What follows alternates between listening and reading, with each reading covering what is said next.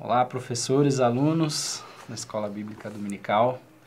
É um prazer estar aqui novamente, falando um pouquinho das lições desse trimestre sobre o tema de cosmovisão cristã, vetores para a vida. E hoje vamos falar um pouquinho da lição de número 6, a influência do pensamento cristão na educação, no processo educacional. E para falar um pouquinho desse tema, eu trago aqui com muita alegria, o professor Bruno, professor da Fateza, professor também da Escola Bíblica Dominical aqui da Igreja Sede. E estamos aí hoje, né, professor, para aprender um pouquinho. Com certeza. Com a palavra de Deus. Bom, introdutoriamente, o texto que essa lição traz para a gente vai se encontrar em Provérbios, no capítulo 1, no versículo 7, onde a palavra diz que o temor do Senhor é o princípio do conhecimento, mas os insensatos desprezam a sabedoria e a disciplina. E aí, como objetivos dentro dessa aula, nossos objetivos são entender o processo didático dos ensinamentos bíblicos, entender a influência cristã ao longo da história da educação, né, no processo de influência cristão na educação, e por fim a gente fazer aqui, ou trazer, né, um momento de reflexão através do que nós vamos discutir aqui sobre o nosso papel como igreja no processo educacional e dentro da nossa sociedade, nosso papel da igreja no caráter didático do ensino bíblico, do ensino cristão.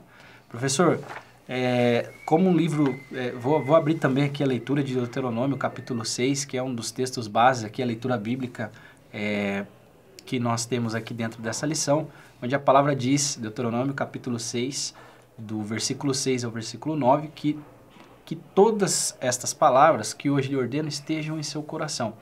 Isso é, de fato, se pegarmos lá o livro de Deuteronômio, a gente vai ver que são ordenanças ali ao povo de Israel, né, prestes a entrar ali na Terra Prometida. Então, a palavra traz esse relato, que todas essas palavras que hoje lhe ordeno estejam em seu coração. Ensine-as com persistência a seus filhos, converse sobre elas quando estiver sentado. Amarre-as como um sinal nos braços e prenda-as na testa. Escreva-as nos batentes das portas de suas casas e em seus portões.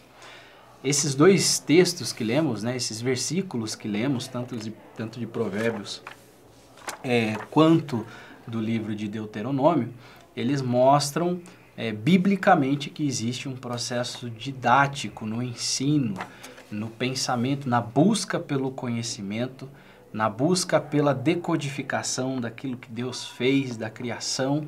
Existe um processo didático e a recomendação ao povo de Israel é que eles não só aprendam, mas que eles tornem esse processo um processo também de ensino.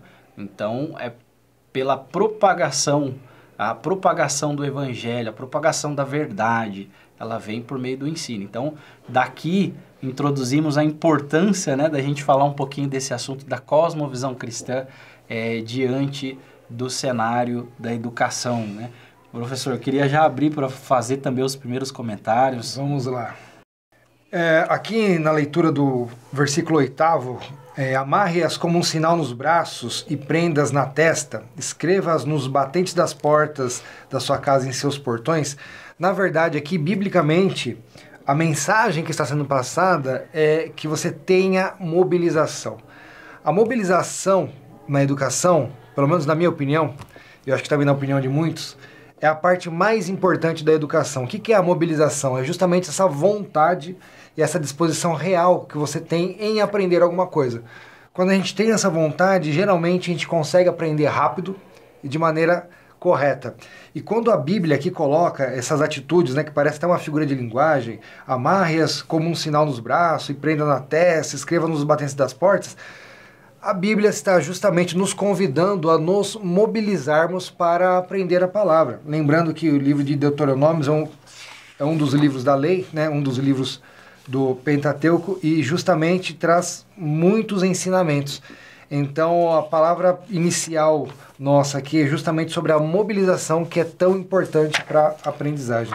E uma evidência disso que o senhor traz aqui, professor, é exatamente um contexto, o próprio contexto judaico, né?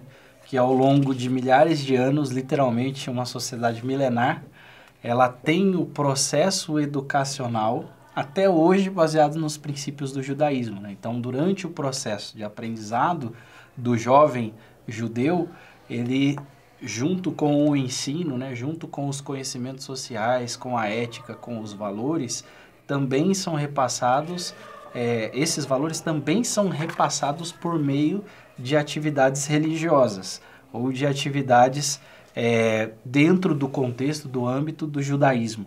Então, a importância, né, da gente entender como o contexto religioso, como o contexto, no nosso caso cristão, tem um potencial de criar um movimento de mobilização do conhecimento e, mais do que isso, né, de perpassar gerações, fazer com que aquele conhecimento, com que aquele ensino, com que aqueles valores, eles sejam perpetuados numa sociedade, né? E nós temos aqui, só relembrando as bases, né, dos nossos estudos, na teologia pentecostal, existe um dogma de que a Bíblia, ela não contém a palavra de Deus, mas na verdade ela é a palavra de Deus. Isso aqui é um dogma, né, é uma base que a gente usa para estudar, e para mim não só um dogma, mas para mim isso realmente é a verdade, é exatamente nisso que eu acredito. Então, quando a gente pensa num estudo, quando a gente pensa na compreensão de algum assunto, a gente não pode ter medo de buscar a verdade. A nossa motivação pela aprendizagem, pela pesquisa, pelo ensino, ela tem que ser o mais honesta possível. E justamente a gente tem que estar disposto a mudar as nossas conclusões, a chegar em novas conclusões e a se questionar. A gente não precisa sempre ter a última resposta, a resposta definitiva para tudo. Ao longo da nossa vida de estudos e de aprendizagem, é muito comum nós renovarmos alguns entendimentos ou até mesmo aperfeiçoarmos.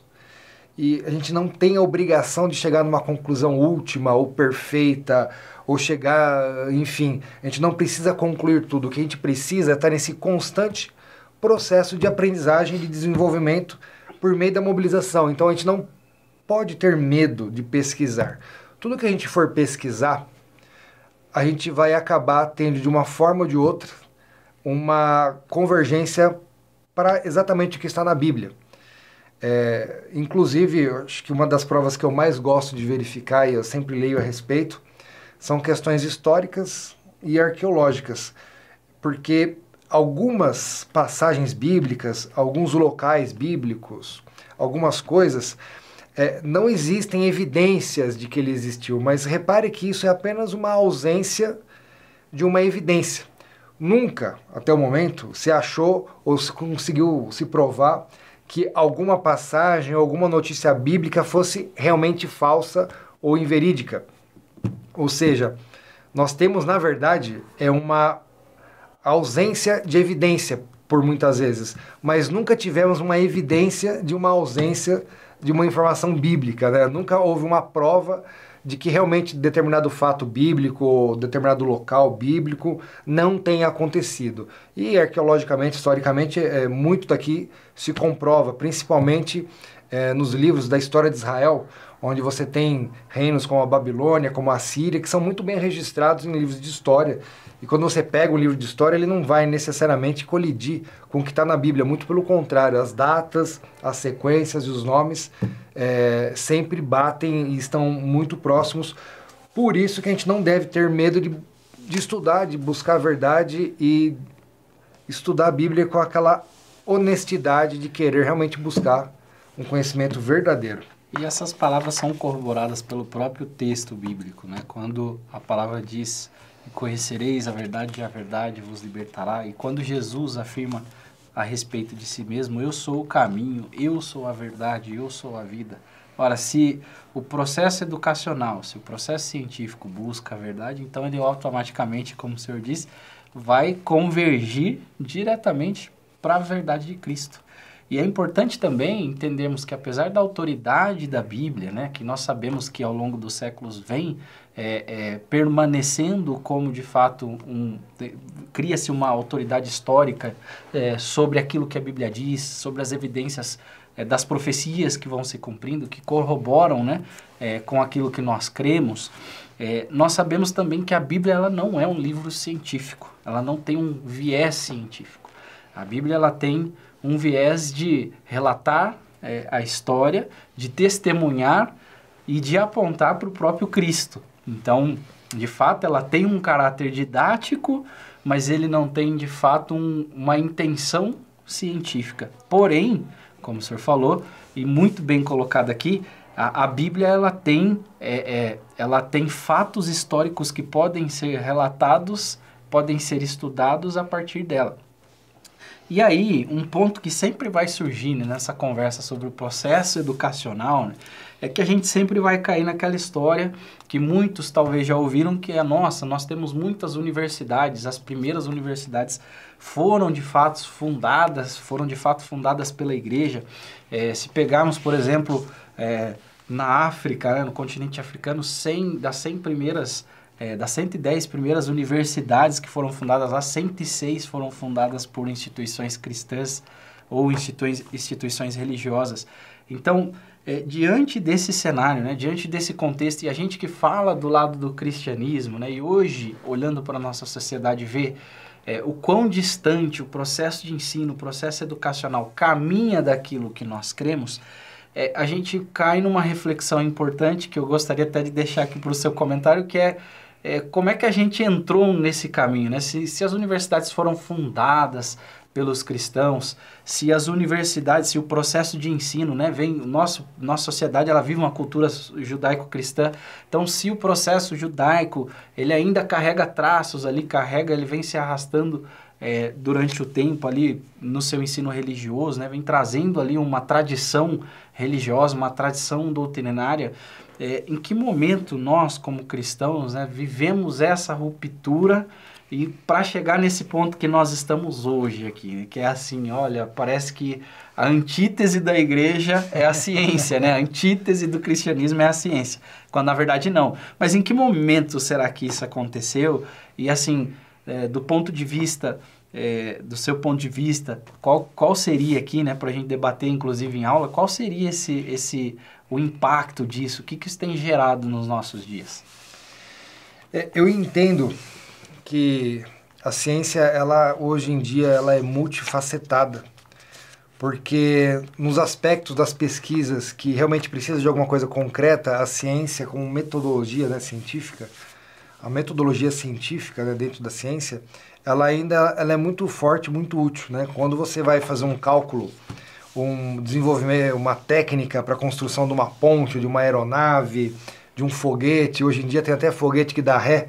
Parecia que isso nunca ia acontecer, mas esse ramo da ciência, que é aquela ciência concreta e pragmática, esse ramo científico ele continua muito sério.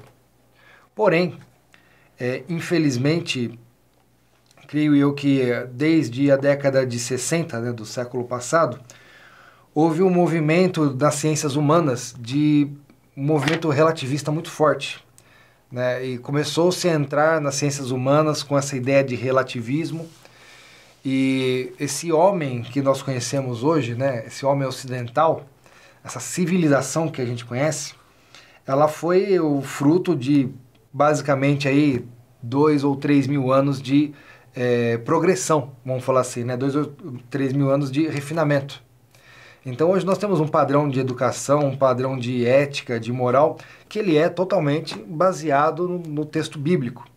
Então existem algumas normas, das mais variadas, que a origem é bíblica. E, na verdade, esse movimento relativista, que a gente consegue pegar de vários autores, desde Karl Marx até Michel Foucault, Sartre e tantos outros, eles tentam, na verdade, desconstruir essa ideia de homem ocidental.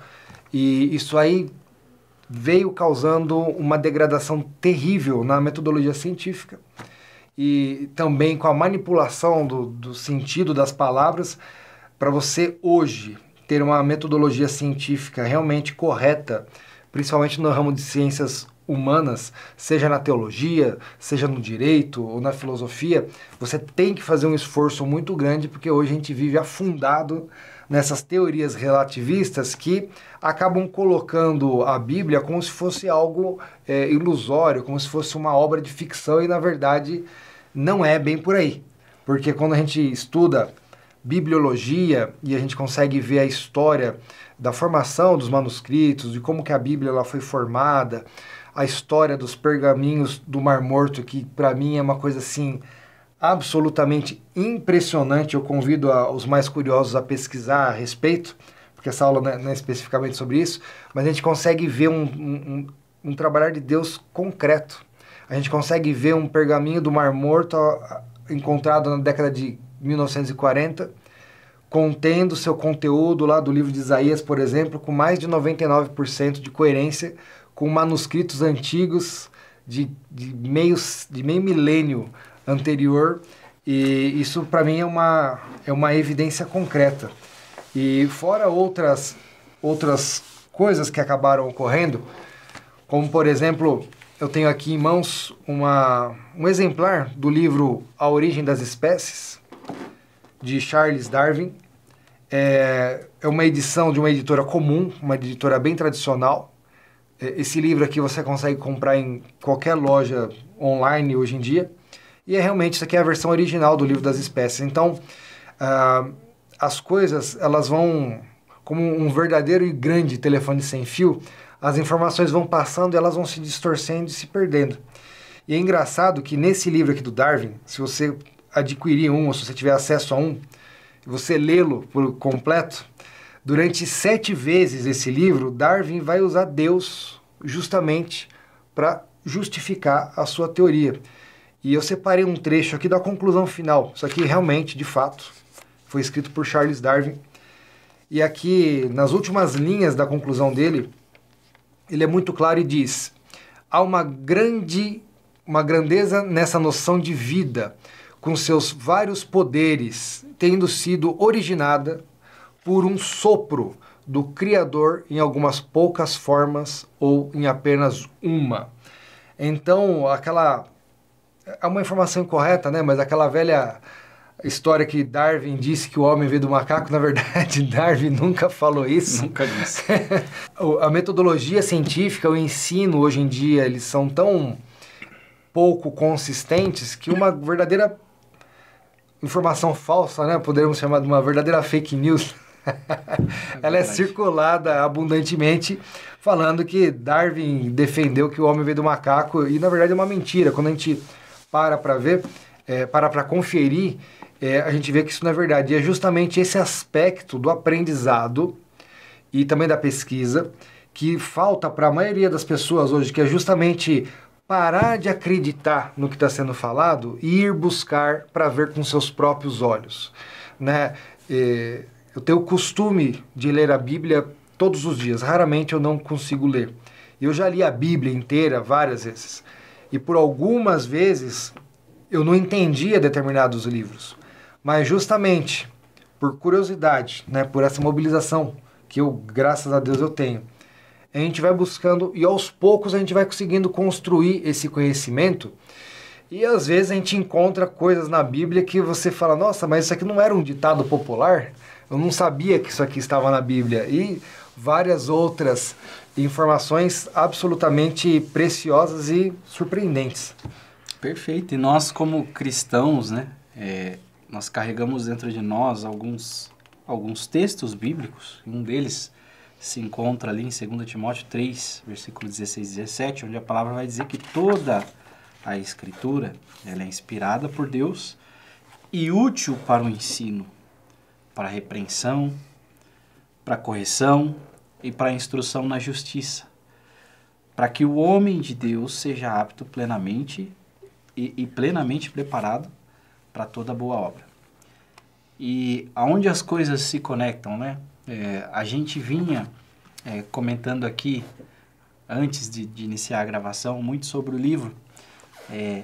E esse livro, essa conclusão, né, essa necessidade da profundidade do conhecimento, né? Então, se eu carrego muito um conceito que quanto mais profundo é o conhecimento, mais nos aproximaremos de Deus.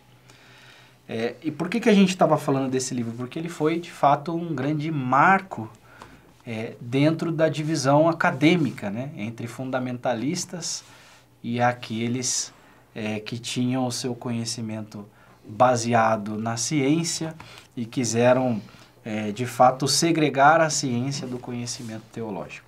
Porque a gente veio trazendo aqui, até então, né, um fato histórico de que as universidades foram fundadas, em sua grande maioria, por instituições religiosas. Então, o fundamento da ciência, né, onde ela nasceu, ela nasce no princípio da observação e caminhando a partir, em paralelo com o conhecimento teológico. Então, nasce da observação, mas nasce com... nas suas entranhas, né, a ciência, quando nasce, ela tenta decodificar aquilo que Deus criou. O conhecimento teológico, historicamente, dentro das universidades, ele caminhava junto ao conhecimento do direito, ao conhecimento da matemática, ao conhecimento da administração. Se resgatarmos a história, de fato, da universidade, veremos que o fundamento, o conhecimento fundamental da universidade era a teologia. E no seu entorno, no entorno desse núcleo teológico, é que girava, então, né, que acontecia, então, as discussões sobre economia, sobre matemática, sobre as áreas humanas e exatas num contexto geral. Porque havia naquela época, inclusive, a necessidade da igreja com esse fundamento, era formar pastores, formar líderes religiosos para a sociedade. Então, pastores que pudessem interagir com o advogado da sociedade, pastores que pudessem interagir com o administrador para fornecer-lhes conselhos, para fornecer um caminho, um guia, para que eles pudessem levar a sociedade, levar uma nação ao conhecimento de Deus. E esse movimento, né, que nasce de separação entre a teologia e o conhecimento científico na forma como conhecemos hoje, né, ele vem justamente desse movimento que nasce lá atrás, ainda antes de Darwin, com Galileu, que vai dizer que a Terra já não é mais o centro do universo, o centro do universo passa a ser o Sol. E a igreja tinha um interesse nessa informação. Quando Galileu Galilei descobre isso, né, a igreja fala, opa, dá uma segurada aí. Porque até então a igreja era o centro do universo. Aliás, a Terra era o centro do universo. Roma era o centro da Terra e a igreja era o centro de Roma. Então é como se o universo todo apontasse para a igreja romana. Então, com essa verdade, com essa descoberta científica, e esse certo desinteresse da igreja, da instituição, em demonstrar a realidade, houve, então, vamos chamar aqui, né, esse cala-boca do Galilei, que depois foi comprovadamente e cientificamente comprovado que era realidade pelo Kepler, né, que era, inclusive, já um cientista holandês e protestante, já na época. Bom, hoje sabemos que a Terra não é o centro do universo.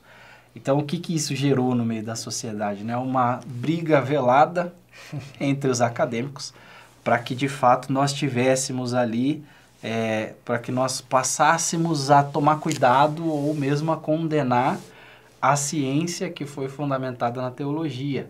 Então, atribuiu-se, então, esse erro da igreja a Deus, porque a igreja era a representação de Deus na Terra. Então, o contexto religioso manchou a imagem de Deus.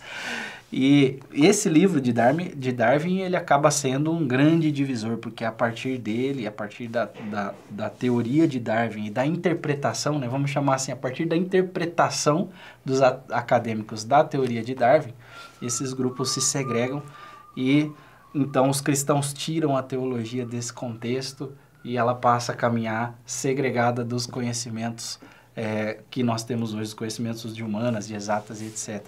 E por que isso mexe tanto com a gente, né? Porque a igreja, né, como a palavra diz aqui em 2 Timóteo 3,16 que a gente leu, toda a escritura é inspirada e útil para o ensino, para a repreensão, para a correção, para a instrução na justiça. Aqui, então, ele está falando do quê? Ele está falando dos valores éticos, dos valores morais, ele está falando do ensino desses valores, né? Então, se a palavra de Deus ela é importante para o ensino desses valores, ora, hoje, quando nós olhamos para as universidades, uma das coisas que nós mais vemos a partir dessa ruptura é de fato, o distanciamento, né, do meio acadêmico, inclusive, desses valores. Ó, a gente fez, nós não somos tão velhos aqui, né, Bruno? A gente estudou um pouco mais recentemente aqui, depois da década de 2010, mais ou menos ali, nós estávamos dentro do contexto da universidade. Mesmo hoje, quando a gente olha para as universidades, nós encontramos e nos deparamos, né, talvez essa seja a grande dificuldade do jovem de hoje, sair de um ambiente, de um contexto religioso, onde ele tem ética, valores morais que são ensinados, pregados, e cair num contexto onde tudo isso é questionado, mas em paralelo não se oferece uma contrapartida, um solo firme para ele pisar, né? Então a gente vê que vários se perdem ali na linha de pensamento. Com certeza, e no fundo, a culpa de tudo isso é do próprio homem, né? Mas quem já frequentou o ambiente acadêmico, seja um curso de faculdade, ou então que já teve a oportunidade de assistir uma banca de mestrado ou de doutorado, a gente vê que, às vezes, o ego do acadêmico não cabe dentro dele. E eu não me refiro só ao acadêmico do direito ou da filosofia, mas até mesmo ao acadêmico da teologia, né? O mundo acadêmico, infelizmente, ele é um mundo de muita vaidade, onde uma teoria vale uma vida, e também um mundo de muita pressão. Porque hoje em dia, basicamente, se você entra numa faculdade de Direito, por exemplo, igual eu estudei, e você pensa um pouco diferente, você já é basicamente achincalhado, né? Se você não entra nessa moral, que ela é antibíblica, né? Ela é uma moral secular, por exemplo, que é pregado nas faculdades a favor do aborto, uso de drogas, etc. Se você não tiver a favor disso, você basicamente é achincalhado. E às vezes a pessoa ela não tem uma consistência na sua personalidade, ainda por ser uma pessoa jovem, ela não tem uma consistência suficiente para resistir a essa coisa. E às vezes a gente acaba cedendo, né, e acabando aceitando essas coisas que na verdade são totalmente imorais, porque a palavra de Deus, ela nos chama para o que é correto. O amor de Jesus Cristo é o que é correto. O amor de Jesus Cristo, obrigatoriamente, ele nos chama à responsabilidade. Então, quando eu caso, quando eu tenho um filho, eu tenho essa responsabilidade. Essa responsabilidade ela é minha e eu não posso terceirizar e nem fugir dela. Porém, muitas vezes, com essas doutrinas seculares, essa pressão que ocorre, né, nesses ambientes acadêmicos, você é levado a concluir que você é dono da sua vida, você pode fazer o que você quiser, você não deve satisfação a mais ninguém, e você acaba tomando atitudes que não tem lógica, na verdade, né? Você acaba se perdendo. Por quê?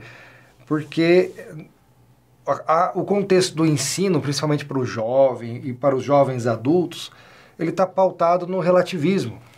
O que isso significa? Que as coisas não são mais rígidas, as coisas podem ser relativizadas. Você pode relativizar as coisas. Hoje em dia é praticamente ensinado, empurrado, né, nas faculdades, que o aborto, por exemplo, é uma questão livre, saúde, né? Porque você tem uma criança na sua barriga, mas a barriga é sua, então você pode relativizar a vida dessa criança e matá-la à vontade, afinal de contas, você não quer ter filho. Quando, na verdade, né, o pensamento mais responsável era ou eu evito ter esse filho, ou uma vez que foi concebido, a gente vai ter a responsabilidade, né, ter o amor de Jesus Cristo dentro dos nossos corações e criar essa criança com o maior amor, a maior responsabilidade possível. Mas eu alerto, e principalmente as pessoas que ainda não entraram na faculdade, tome cuidado, guarde seu coração, não se apresse em falar, ouça muito mais e tenha paciência, porque a Bíblia ela contém a verdade, ela contém os nossos parâmetros morais, que eu não estou falando de moralismo formal, nem não. Simplesmente estou falando das regras mais básicas de certo e errado. E o ser humano, ele tem essa natureza dele, e todo ser humano ele acaba tendo um vazio dentro dele. Esse vazio que cada ser humano tem dentro de si é exatamente do formato de Deus. Disso a gente não tem dúvida. E justamente se a criança ela é ensinada desta forma, ela aprende desde cedo que ela precisa buscar a palavra de Deus, e ela vai conseguindo aprender, entendendo, né, se mobilizando. Se os pais dessa criança conseguem fornecer uma didática adequada para que essa criança desde cedo ela vá aprendendo a palavra de Deus, na verdade o que acontece é um processo de amadurecimento e de conteúdo.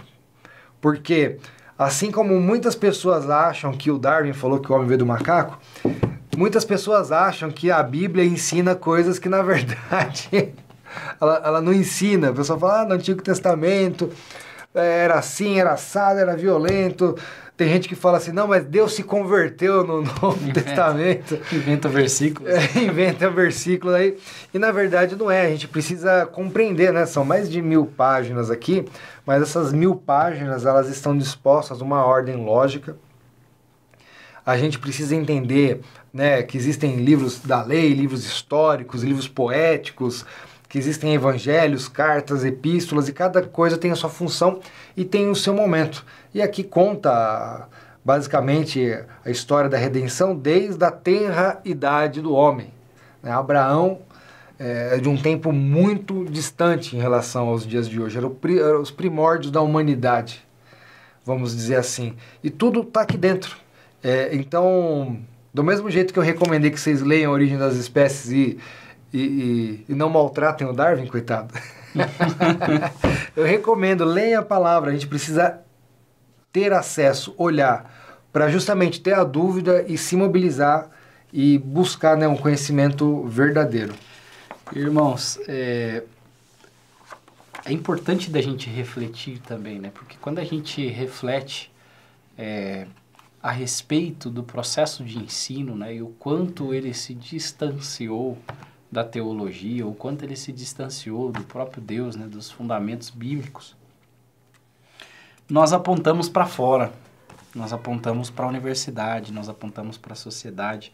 E só um parênteses aqui muito bem colocado, né, a questão do ego, que a gente vem discorrendo aqui no decorrer das aulas muito sobre a questão do progressismo, né, e que esse progressismo ele tem ali um egocentrismo intrínseco. Então, que se difundiu na universidade. Acho que isso, para mim, foi uma das suas falas que fez muito sentido, assim, olhando para o contexto e refletindo sobre o contexto acadêmico atual.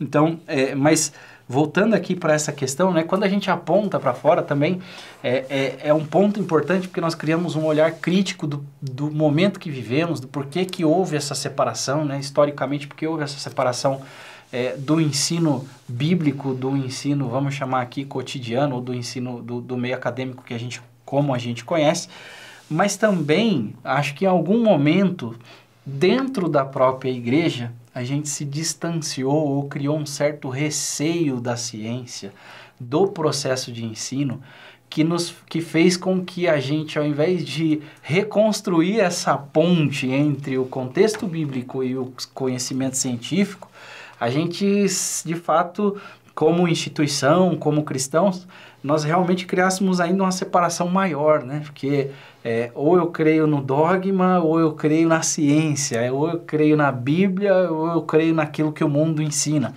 Quando, na verdade, né, voltando lá para o começo da aula, nas suas palavras, nós podemos ter medo como igreja de buscar o conhecimento, de nos aproximar do conhecimento, porque ele vai nos levar a Deus.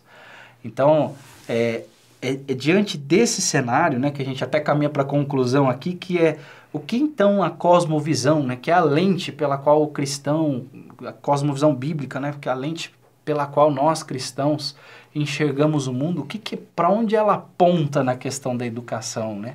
Ela, ao invés dela de fato nos distanciar da ciência, ela vai nos levar para um conceito de entender a ciência como uma ferramenta. E uma ferramenta para quê? Para o conhecimento de Deus. Então, exatamente aonde começamos, né? Passamos por todo o contexto histórico, Mas, de fato, o conclusivo aqui dessa aula, né, ele vai apontar aqui, a conclusão dessa aula aponta exatamente para isso.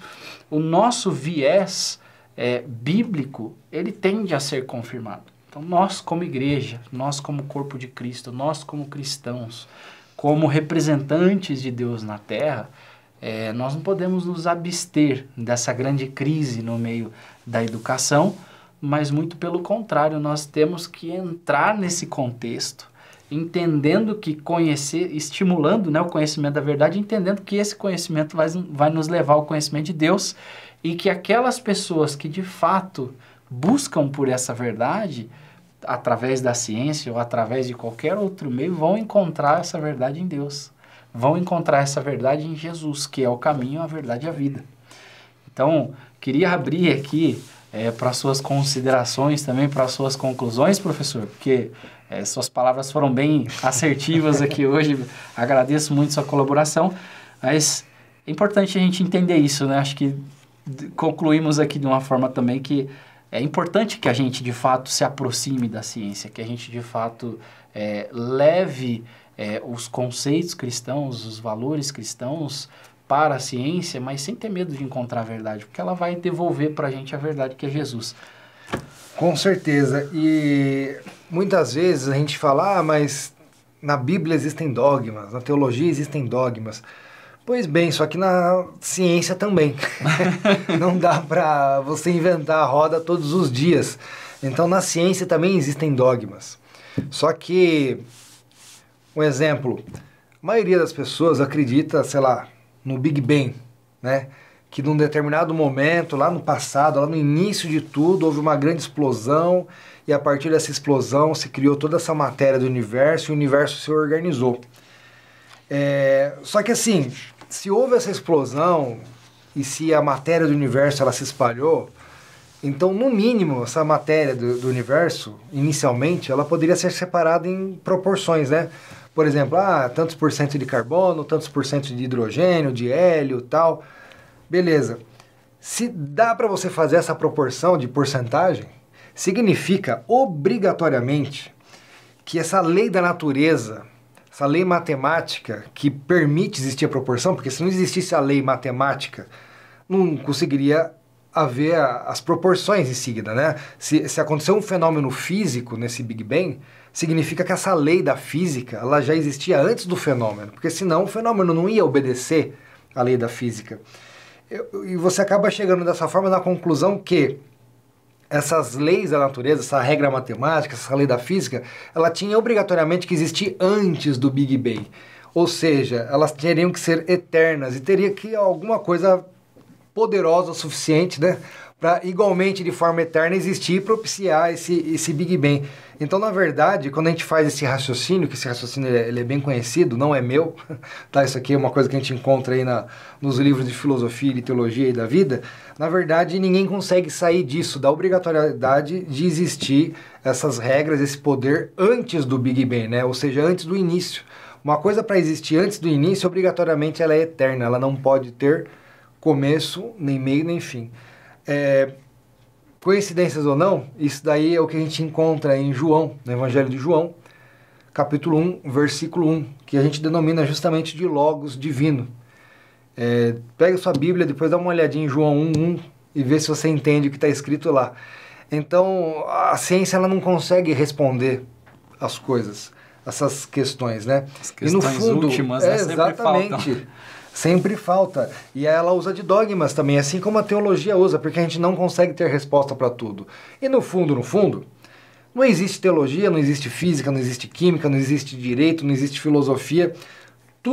Todas essas matérias, na verdade, são abstrações que o ser humano fez justamente para conseguir parcelar essas matérias, se aprofundar e estudar, e depois, na hora que você juntar todas essas matérias, você conseguir pelo menos entender um pouquinho do mundo, né?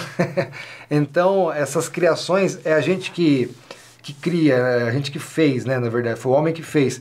Então, no fundo, por isso que eu falo, não tenha medo de estudar e de buscar. Porque, às vezes, uma questão filosófica, como essa que eu disse do Logos Divino, ela vai bater frontalmente com uma teoria da relatividade e etc e tal, e um dia que você estiver fazendo um doutorado em física aí, ou um doutorado em direito, às vezes você vai conseguir pegar a Bíblia e achar subsídio, achar argumentação, e você consegue usar, porque no fundo, nós que fizemos essas divisões, elas na verdade elas não existem, o que existe é um mundo só, esse mundão grande que Deus criou. Perfeito, e um ponto legal aqui também, que você falou, e que me veio à memória aqui, que a gente trouxe até em outras aulas, é um texto de um livro de Alistair McGrath, que vai dizer sobre a diferença entre aquele que crê na palavra de Deus e aquele que não crê. E essa diferença, ela sempre vai esbarrar, né? Porque os dois conhecimentos, eles sempre vão esbarrar nas perguntas últimas que não serão respondidas ao ser humano. Mas o caminho daquele que crê na palavra de Deus, ele é um caminho de esperança, ele é um caminho de vida, ele é um caminho que leva para uma esperança eterna, né? Como dizem em Eclesiastes, que Deus colocou no coração do homem o desejo pela eternidade. Então, a importância, né, em sua instância última, se lhe faltar opções, né, que a opção seja viver pela esperança. Então, esse processo de ensino, esse processo educacional, de fato, ele precisa ser resgatado e precisa ser trazido cativo à necessidade do conhecimento da verdade. Automaticamente, quando falamos disso, do conhecimento da verdade, falamos de uma reconciliação com a verdade. Nós precisamos trazer o processo educacional, uma reconciliação com a verdade, e essa verdade que é Jesus. Irmãos, caminhamos aqui para o final. Quero agradecer ao professor Bruno por essa conversa tão produtiva aí. Eu que agradeço, um prazer enorme, uma honra sem tamanho estar aqui. E a gente, então, nós nos vemos então na próxima aula, vamos estudar um pouquinho mais do próximo capítulo 7. Um abraço a todos vocês. Deus abençoe a todos.